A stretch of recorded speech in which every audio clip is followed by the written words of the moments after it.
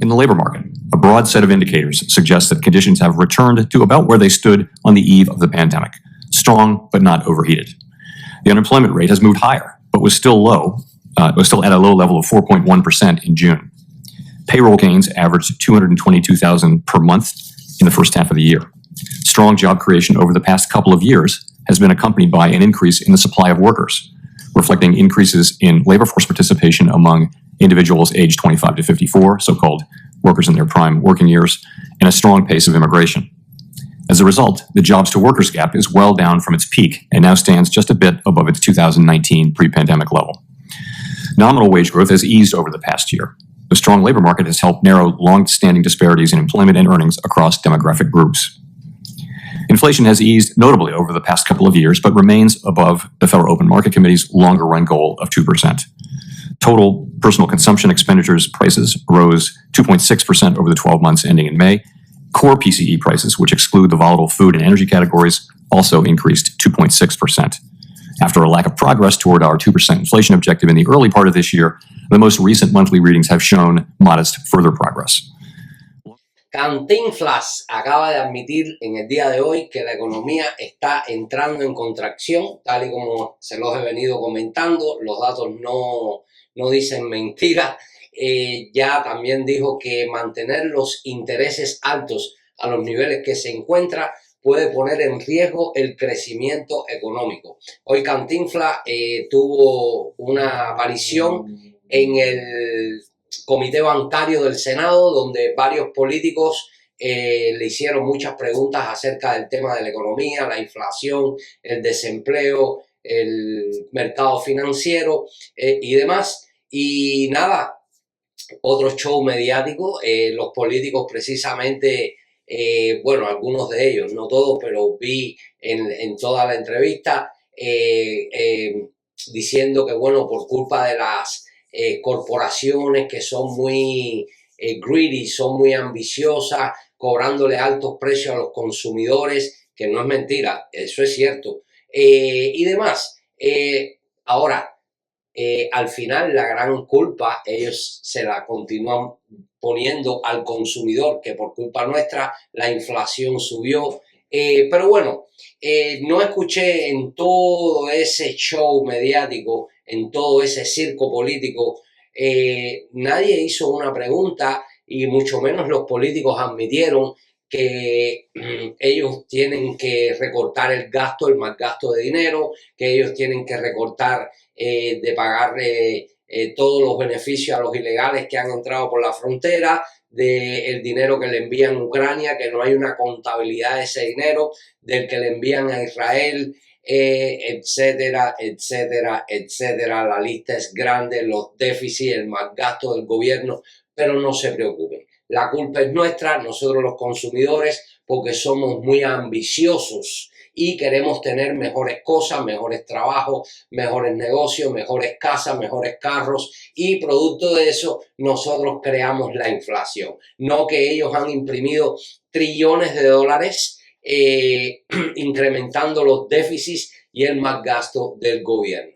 Pero bueno, ustedes saben cuál es mi posición con todo esto. Esto solamente es una vez más para demostrarles a ustedes que todo esto es un gran circo, un gran show, y para dejarles saber una vez más que ni yo, ni mi familia, ni usted, ni su familia estamos en los planes de ellos. Ellos solamente tienen una gran agenda escondida y solamente piensan en ser reelectos. ¿Cómo voy a ganar mi próxima elección? Pero resolver los problemas fundamentales de la economía de este país y de otros problemas, tanto sociales como políticos, no, eso no es parte de la agenda de ellos.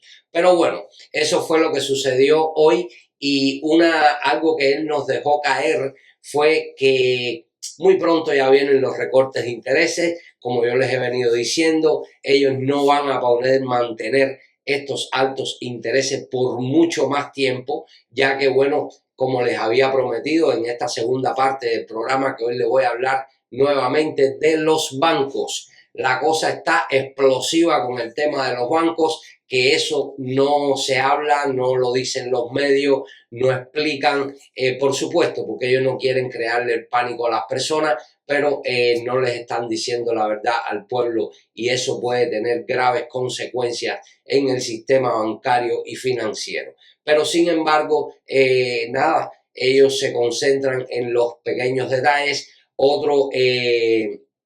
Otra cosa que él habló, que yo se las he venido diciendo por mucho tiempo, ahí les puse el pedacito del clip, donde él dice de que todavía el desempleo está bajo, aunque ha aumentado al 4,1%. Recuerden cuando estaba por debajo, en el área de los 3,2, 3,6, bueno, ya está en el 4,1, él dice que todavía está bajo, queriéndonos decir lo que yo les he venido explicando, que hasta que ellos no vean que el desempleo aumente a unos niveles, yo digo que por encima del 5%, ellos no van a hacer el primer recorte, pero ya estamos llegando cerca. No creo que este mes de julio, ahora a final de este mes, ellos van a tener la decisión, la Reserva Federal, pero no considero, ni según el consenso, es que ellos van a hacer ningún tipo de recorte en el mes de julio. Luego, hasta septiembre, es cuando viene la próxima reunión y ahí es donde yo creo que van a hacer el primer recorte, porque cada mes que va pasando, cada semana, los datos económicos siguen entrando en contracción, contracción bastante fuerte y a una velocidad más rápida. Y bueno, también el tema bancario, el tema de los bancos, el real estate comercial, eso los tiene a ellos muy preocupados, porque ellos saben lo que eso puede desatar en el mercado financiero mundial y por supuesto aquí en el país, en los Estados Unidos.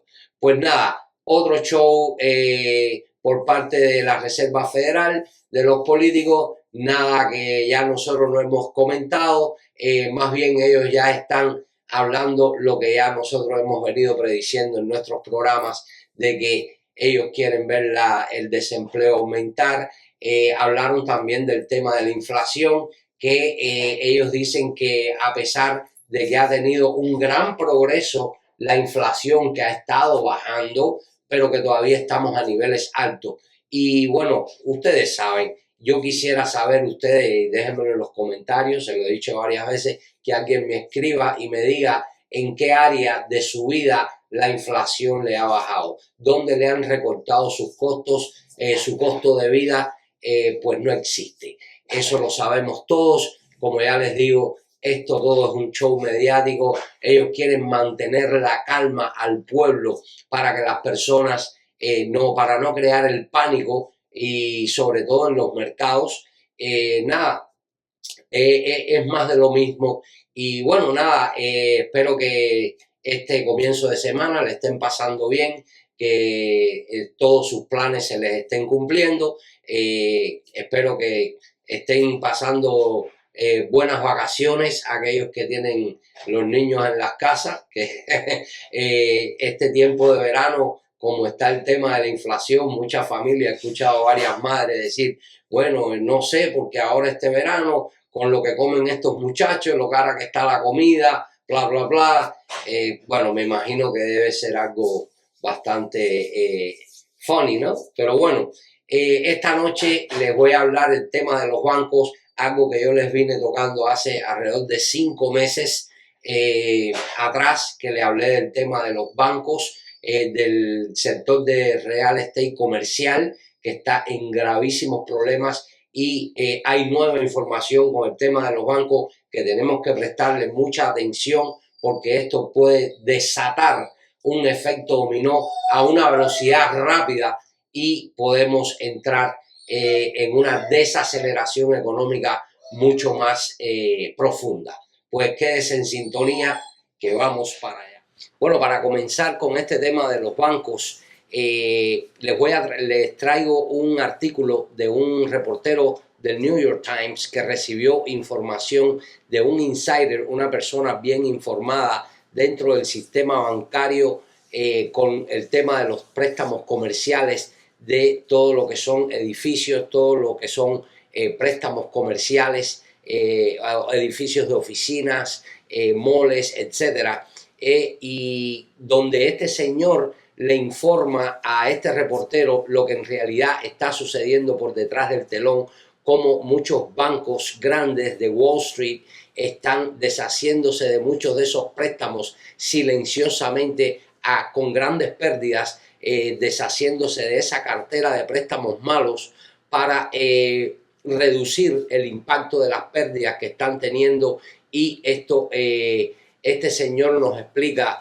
en ese artículo todo lo que este otro señor le informó, y ahora vamos a ir a este artículo porque está muy informativo, muy interesante, y bueno, vamos a ir leyéndole, les voy a ir leyendo poco a poco a medida que vayamos continuando en el programa. Dice que los bancos, por temor a las pérdidas, están abandonando silenciosamente los préstamos inmobiliarios. Si los préstamos no pueden devolver los préstamos, si los propietarios no pueden devolver los préstamos para edificios de oficinas, los prestamistas, que en este caso son los bancos, que son los que prestan el dinero, sufrirán. Algunos bancos están tratando de evitar ese destino. En otras palabras, están deshaciéndose de esa cartera de préstamos malos con grandes pérdidas silenciosamente para no crear el pánico en Wall Street y en el público en general. Dice aquí más abajito, dice: algunos bancos de Wall Street, preocupados de que los propietarios de edificios de oficinas vacíos y en dificultades no puedan pagar sus hipotecas, han comenzado a deshacerse de sus carteras de préstamos inmobiliarios comerciales con la esperanza de reducir sus pérdidas. En otras palabras, esos bancos de Wall Street, que ya después vamos a mencionar sus nombres, están prefiriendo tener pérdidas antes que el problema se agrave, y están deshaciéndose de esa cartera de préstamos. Y bueno, que las pérdidas sean mayores, pero ya están teniendo grandes pérdidas. Dice que es una señal temprana pero reveladora de la crisis más amplia que se está gestando en el mercado inmobiliario comercial, que está sufriendo los efectos dobles de las tasas de intereses. Recuerden que les he venido diciendo que el tema de los intereses altos, que eso iba a crear una bomba de tiempo. Bueno, ya esa bomba está, lo que es cuestión de tiempo que esto se desate, y pues va a crear un efecto dominó mucho más grande en todo el sector financiero. Dice que dificultan la refinanciación de préstamos y las bajas tasas de ocupación de los edificios de oficinas, resultado de la pandemia. En otras palabras, producto de la pandemia. Recuerden que cerraron toda la economía, enviaron a las personas a trabajar desde su casa remotamente, y todas esas oficinas quedaron vacías. Ya llevamos casi 4 años o 4 años prácticamente con esos edificios, con esas oficinas vacías, y esos landlords o esos propietarios de esos edificios han estado teniendo grandes pérdidas, y de hecho ya muchos de ellos han comenzado a entregar y a default, han dejado parar de pagar los préstamos de todos esos edificios. Ya empezó, y ya las pérdidas de los bancos se está incrementando cada vez más. Dice aquí, a fines del año pasado, una filial de Deutsche Bank, que es otro banco de inversiones grande, y otro prestamista alemán vendieron la hipoteca morosa, quiere decir que tenía tardanza, del Argonaut, un complejo de oficinas de 115 años de antigüedad en Midtown Manhattan, en Nueva York, a la oficina familiar del inversor multimillonario George Soros, según documentos judiciales. Eso ya está indicando que ya eso está en foreclosure, que hay un tema legal para llevar a cabo lo que es la reposesión de ese edificio, o de los edificios, de una cartera de edificios. Imagínense ustedes, pues no sé la cantidad, no especifica, pero es más de 2, más de 10, I don't know, no sé cuántos. En otras palabras, dice que casi al mismo tiempo Goldman Sachs, que es otro banco de inversión, en otras palabras, Goldman Sachs es el quinto banco más grande de los Estados Unidos, o está entre los primeros 5 bancos porque es un banco de inversión. Ya estamos viendo quiénes son los que están involucrados en este gran quilombo, en todo este problema de toda esta morosidad de pagos de los inversionistas, de pérdidas de dinero. Goldman Sachs vendió préstamos que tenía sobre una cartera de edificios y oficinas en problemas en Nueva York, San Francisco y Boston. Y en mayo, el prestamista canadiense CIBC completó una venta de 300 millones de dólares en hipotecas sobre una serie de edificios de oficinas en todo el país. Lo que estamos viendo ahora son hechos puntuales, dijo Nathan. Más adelante el artículo indica, dice, en términos de cantidad y valor, los préstamos comerciales problemáticos que los bancos están tratando de liquidar son solo una pequeña parte de los aproximadamente 2,5 trillones, dice billones, pero son trillones de dólares en deuda del sector de bienes raíces comerciales de todos estos bancos, en préstamos inmobiliarios comerciales que tienen todos los bancos en Estados Unidos. Según S&P Global Market Intelligence, dice, pero estas medidas indican que algunos prestamistas aceptan a regañadientes que la estrategia de la industria bancaria de extender y fingir. En otras palabras, algunos de estos bancos le han dicho a esos inversionistas que están morosos, que no les están pagando esas deudas antes de llevarlo a foreclosure, le están extendiendo el tiempo para ellos pagarle, para ver si hay un rebote en la economía, ¿ok? Ellos puedan alquilar esas oficinas nuevamente para poder comenzar a colectar renta y entonces ellos poderle pagar de vuelta esos préstamos a esos bancos. Bueno, saben que con todo lo que está sucediendo en la economía que les he venido enseñando, muchos negocios cerrando, las bancarrotas aumentando de muchas compañías, muchas empresas, los despidos, pues creo que tengo malas noticias para estos grandes inversionistas, porque no pareciera que la economía va a rebotar en un tiempo muy corto y el final de todo esto va a ser lo que dice después, dice que van a incumplir, dice, están perdiendo fuerza y que muchos propietarios de propiedades, especialmente de edificios de oficinas, van a incumplir sus hipotecas. Eso significa que las grandes pérdidas para los bancos, que son los prestamistas, son inevitables y las ganancias de los bancos se verán afectadas. En otras palabras, el problema ya está, ya empezó. Ellos no lo están diciendo, ya como ustedes estaban viendo en el artículo, dice que lo están haciendo de una forma silenciosa para no crear el pánico en los mercados, pero ya empezó.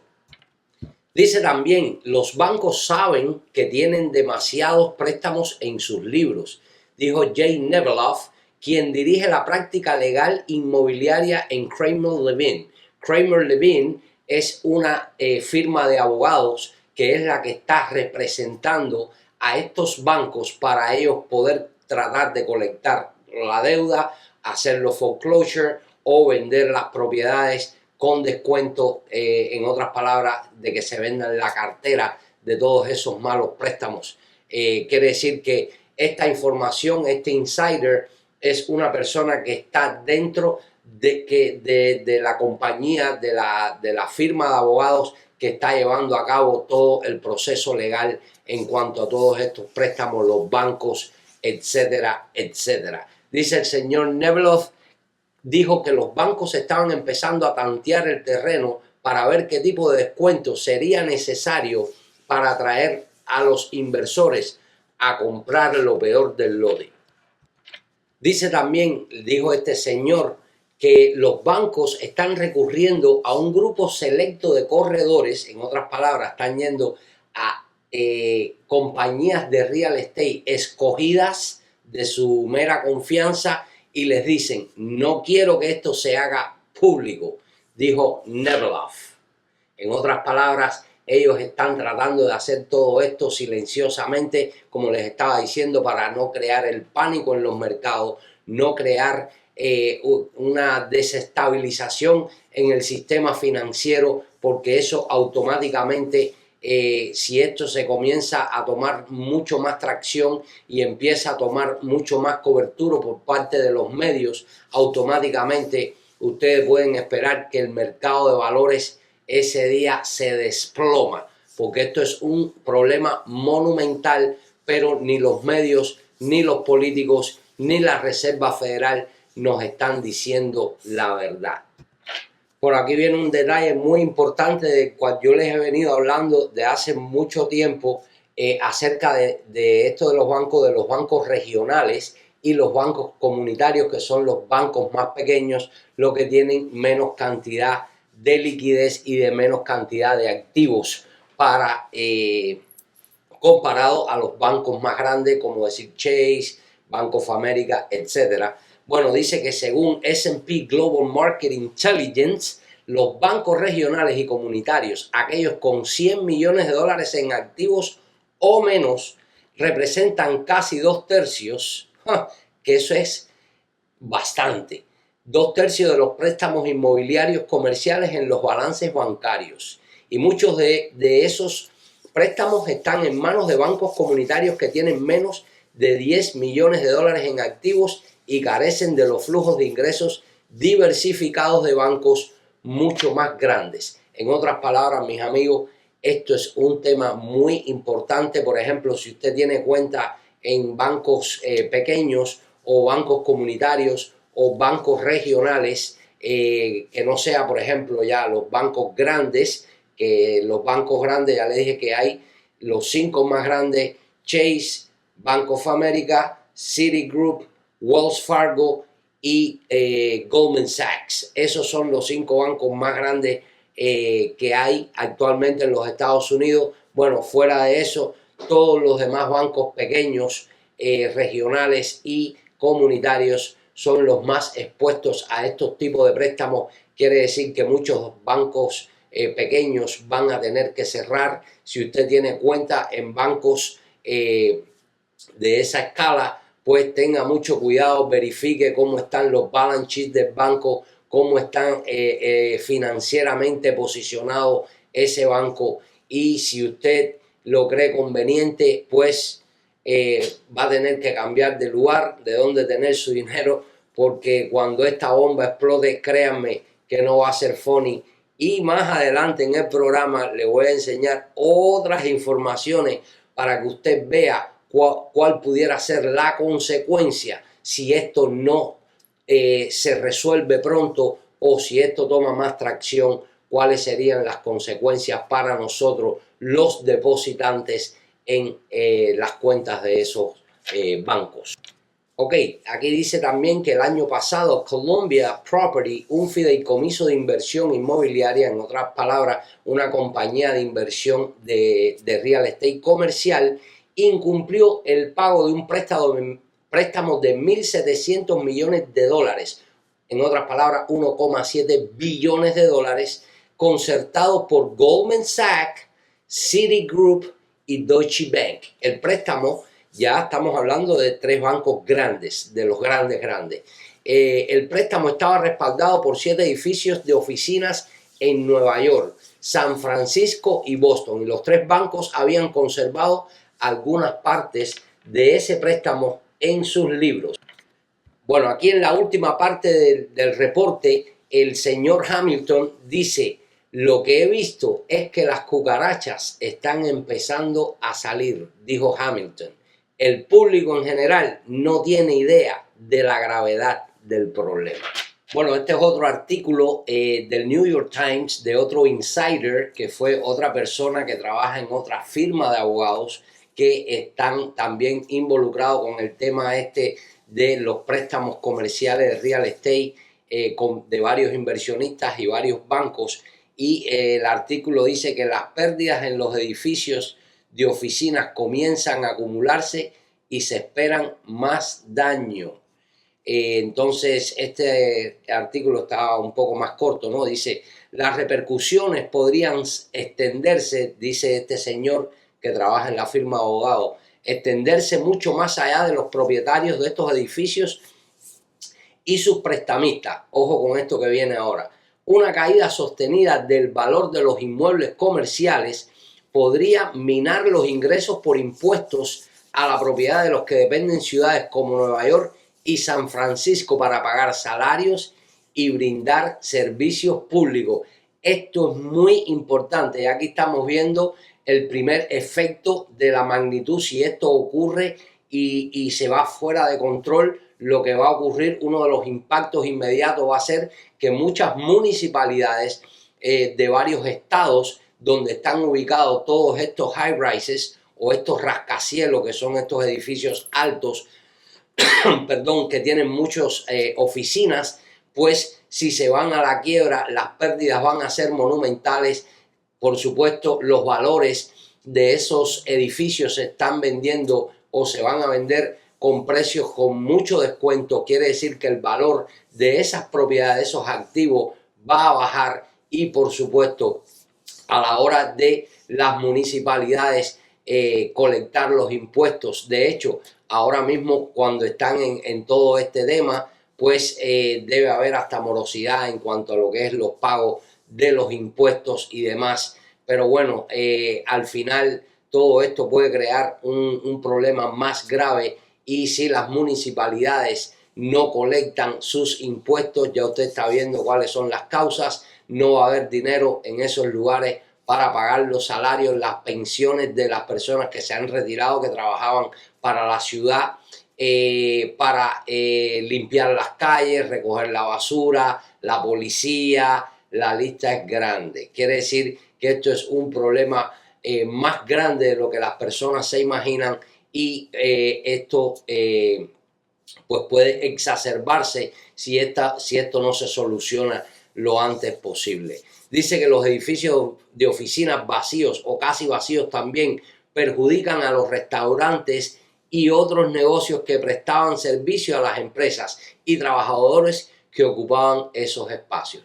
Segundo impacto, al todas esas oficinas estar cerradas, ya las personas no van a trabajar esas oficinas, pues todos los negocios circundantes en todas esas áreas están siendo afectados. De hecho, muchos han tenido que cerrar las puertas y eso, por supuesto, incrementa el desempleo en todas esas áreas. Dice que evaluar la magnitud del problema ha sido un desafío, incluso para los profesionales del sector inmobiliario, debido a las diferentes formas en que se financian los edificios comerciales y las distintas normas sobre lo que debe divulgarse públicamente. En otras palabras, todo esto lo tienen detrás del telón. Nadie quiere decir la verdad de lo que está pasando. Por supuesto, ellos no quieren crear el pánico en el público.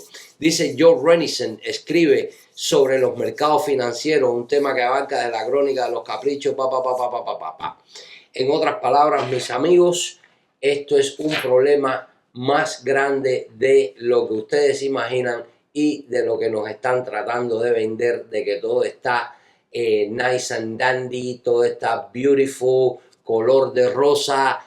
Cantinflas dice que todo está bajo control, que el tema de los bancos está sin problemas. Bueno, vamos ahora a entrar en esa parte porque ellos acaban de hacer, la Reserva Federal, un stress test, una prueba de qué tan en problemas están muchos bancos, sobre todo los bancos grandes, y entre ellos hicieron el reporte de los 31 bancos más grandes de los Estados Unidos. Vamos a ver de qué se trata ese reporte, vamos a ver qué es lo que está pasando. No se me mueva que esto se va a poner mucho mejor. Bueno, mis amigos, como les estaba comentando, la Reserva Federal recientemente, alrededor de una semana, casi dos, anualmente están haciendo un stress test. Recuerdan lo que sucedió con los 5 bancos que cerraron, que fueron a la quiebra, el Silicon Valley y los demás, que de allá de California. Bueno, a raíz de ese colapso de esos bancos, eso los puso a correr y entonces ellos anualmente están haciendo a todo el sistema, a los bancos, a diferentes cantidades de bancos, las que ellos escogen, un stress test para ellos verificar y estar seguros de que están bien capitalizados, que están en una posición favorable para si viene una recesión económica y demás, para ellos estar seguros de que no vaya a haber un problema más grande. Bueno, en ese reporte, por supuesto, ¿qué les puedo decir que ustedes no sepan? La Reserva Federal dijo que todo está maravilloso, que todos esos bancos están bien capitalizados, que pueden soportar un huracán categoría 8 o 10, según ellos. Bueno, ustedes saben que cómo funcionan estas personas, yo se lo he demostrado en otros programas, los videos que yo le he puesto, lo competente que son ellos. Para aquellos que acuerdan la época del 2008, recuerdan que Ben Bernanke, antes del colapso del banco, ahora se me olvidó el nombre, Lehman Brothers, que eso nadie se lo esperaba, un banco grande, bien capitalizado, pero estaban cargados de malos préstamos, de los préstamos residenciales de real estate, y bueno, ya ustedes saben lo que sucedió, pero Ben Bernanke en ese momento nos garantizó de que los bancos estaban en buenas condiciones, que no iba a haber ningún tipo de problema, y luego ya ustedes saben toda la historia desde esa época para acá, que fue lo que sucedió. Bueno, se está repitiendo la misma historia, los bancos siguen, están teniendo el mismo problema, lo único que ahora empezó en el sector comercial de los bienes raíces, pero como ya les he dicho, todo esto, si esto no se contiene, va a ser un efecto dominó y va a afectar todo el sector financiero de los Estados Unidos y del mundo. Quiere decir que se puede crear una crisis financiera muy grande que no se sabe los resultados finales cuáles pudieran ser. Bueno, de ese reporte que sacó la Reserva Federal, ahora vamos a entrar ahí en un artículo que encontré, y dice que los mayores bancos estadounidenses son más vulnerables que el año pasado, según las pruebas de stress test de la Fed. Esto fue un artículo que sacó CNN. Dice que los bancos más grandes de Estados Unidos están bien posicionados para sobrevivir a una recesión severa y seguir prestando a hogares y empresas, dijo el miércoles la Reserva Federal. Quiere decir, la gente de Cantinflas nos está diciendo lo mismo que dijo Ben Bernanke en el 2007. Dice que, sin embargo, los bancos podrían sufrir mayores pérdidas si se produjera una recesión económica significativa, ahora que hace un año. Como resultado de la crisis bancaria que alimentó la gran recesión, bla, bla, bla, bla, dice más abajo, dice los 31 bancos que se sometieron a este viaje, le hicieron esa prueba a 31 bancos, que se sometieron a la prueba, perderían 685 millones de dólares, lo que se supone un aumento de 144 millones de dólares en comparación con los resultados de la prueba de estrés del año pasado. En otras palabras, la prueba que se hizo este año comparado a la del año anterior, los bancos aumentaron sus pérdidas a 144 millones más de lo que ya se había perdido el año pasado. Quiere decir que siguen teniendo grandes pérdidas y bueno, ya ahí está la información. Dice que sin embargo el año pasado se sometieron a la prueba menos bancos. El presidente de supervisión de la Reserva Federal, Michael Barr, atribuyó a las mayores pérdidas colectivas al hecho de que los bancos han asumido más riesgo y han incurrido en mayores gastos. En otras palabras, mis amigos, ¿por qué esos bancos están en esos problemas? Muy sencillo, cuando la Reserva Federal, ellos tenían los intereses por el 2, llegaron casi al 0%.